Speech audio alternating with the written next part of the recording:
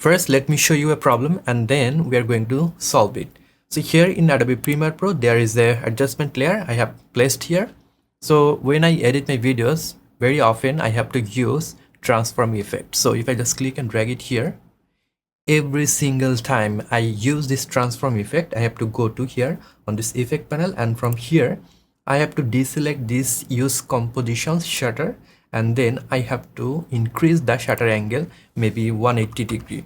So every single time I have to do it, but you can simply bypass this section. So you can just save this transform effect as a preset, just name it whatever you want, my transform, and then click OK. Then you are going to see this preset here on your preset section. If you scroll down, you'll see my transform. So whenever you need to use this transform effect, from now you can just click and drag this my transform effect here on the adjustment layer. Now you don't need to change these settings because you have used a preset. So it will dramatically increase your video editing workflow. So what I do, I have made a separate folder that is my effects custom bin. So just right click here and click new custom bin. There you can make your custom bin. So I'll just write fav. So I'll put my favorite effects here. So if I go to my preset, then my transform, I can click and then I can drag this here on this folder. Now if I just click on this arrow, you can see this one is here. So every single time whenever I need to use that, I can use it.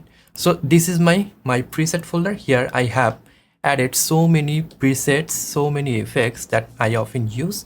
Suppose here, if I just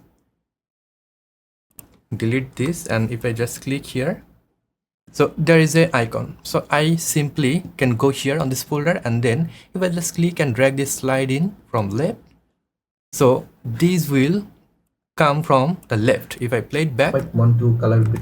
So I can just go to the keyframe point, suppose here, and then I can change the position from where I want to use the animation. So if I play it back, you can see I am getting a very smooth animation.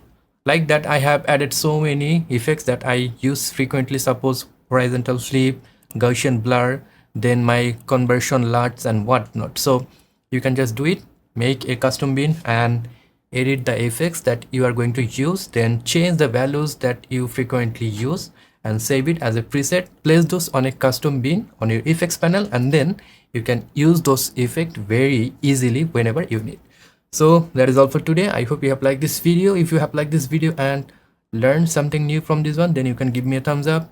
And if you're new to this channel, want to learn Adobe Premiere Pro or video editing, then you can subscribe to this channel to get more awesome videos just like this one. I'll catch you guys on the next one. Until then, goodbye.